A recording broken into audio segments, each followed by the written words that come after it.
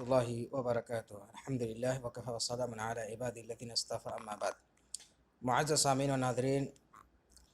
ہماری شریعت مطہرہ نے بچے کی پیدائش کے وقت جن احکام شرعیہ سے آگاہ کیا ہے ان میں سے ایک بچے کے کان میں اذان دینے کا مسئلہ بھی ہے۔ حضرت ابو رافع رضی اللہ تعالی عنہ فرماتے ہیں، رأیت رسول اللہ صلی اللہ علیہ وسلم اذن فی اذن الحسن بن علی رضی اللہ تعالی عنہ حین ولدته فاطمۃ بالصلاۃ۔ جب حضرت فاطمہ رضی اللہ تعالی عنہ نے حسن بن علی رضی اللہ عنہ کو جنم دیا تو میں نے رسول اللہ صلی اللہ علیہ وسلم کو دیکھا کہ آپ نے اس کے کان میں نماز والی اذان کہی۔ سنن ابی داؤد باب فی المولود یؤذن فی اذنہ، حدیث نمبر 5105 یہ روایت اگرچہ ضعیف ہے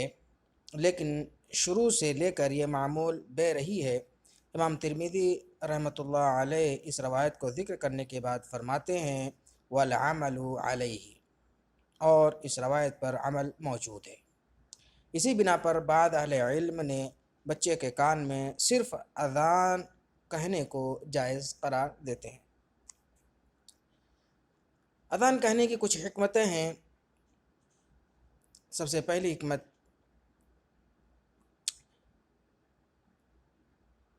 اذان کے متعلق چند حکمتیں بیان کی جاتی ہیں جن میں سے چند کا اختصار کے ساتھ ہم ذکر کرتے ہیں۔ نمبر 1، اس کی پہلی حکمت یہ ہے کہ ولادت کے وقت اذان کہنے کا ایک فائدہ یہ ہے کہ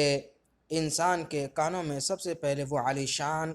اور بلند مرتبہ والی آواز داخل ہو جس میں اللہ رب العالمین کی عظمت و کبریائی کا بیان ہے، اور اس شہادت و گواہی کا تذکرہ ہے جس کے ساتھ انسان اسلام میں داخل ہوتا ہے۔ گویا کہ دنیا میں آتے ہی انسان کو تلقین کر دی جاتی ہے کہ اسلام کے یہ بنیادی قوانین ہیں۔ اسی طرح جب وہ دنیا سے رخصت ہونے لگتا ہے تو موت کے وقت اسے کلمہ توحید کی تلقین کی جاتی ہے، جیسا کہ نبی اکرم صلی اللہ علیہ وسلم کا ارشاد گرامی ہے لقنوا موتاکم لا الہ الا اللہ، اپنے قریب المرگ لوگوں کو لا الہ الا اللہ کی تلقین کیا کرو۔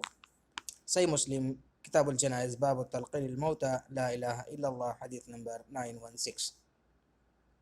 یقیناً اللہ کی قدرت کو ملحوظ خاطر رکھتے ہوئے یہ بات بعید القیاس محسوس نہیں ہوتی کہ اذان کا اثر بچے کے کانوں سے ہوتا ہوا اس کے دل پر پہنچ جاتا ہے اور وہ بچہ اس تلقین سے متاثر ہوتا ہے اگرچہ بظاہر کسی کو محسوس نہیں ہوتا۔ نمبر 2، دوسری حکمت، اذان کے کلمات سن کر شیطان دور بھاگتا ہے۔ چونکہ بچے کی پیدائش کے وقت شیطان بھی گھات لگا کر بیٹھا ہوتا ہے تو اذان کی آواز سنتے ہی اس کے اثر میں کمی واقع ہو جائے گی، بچے کے ساتھ اس کے ابتدائی تعلقات میں رکاوٹ کھڑی ہو جائے گی اور شیطان غصے سے پیچ و تاب کھاتا ہوا ناکام و نامراد لوٹے گا۔ نمبر 3، تیسری حکمت جو بیان کی ہے، دنیا دارالامتحان ہے، اس لیے یہاں آتے ہی بچے کو سب سے پہلے اللہ، دین، اسلام اور عبادت الہی کا درس دیا جاتا ہے، اور شیطان کی دعوت سے پہلے ہی اسے رحمان کی دعوت پہنچائی جاتی ہے۔ بندے کی ابتدا فطرت سلیمہ سے ہوتی ہے، یعنی وہ پیدا ہوتا ہے تو اسلام کے مطابق اس کی زندگی ہوتی ہے اور وہ مسلمانوں میں سے ہوتا ہے، لیکن پیدا ہونے کے بعد شیطان کوشش کرتا ہے کہ اس کی فطرت میں تغیر و تبدل پیدا کر کے اسے اسلام سے دور کر دے اور فطرت سلیمہ سے ہٹا دے۔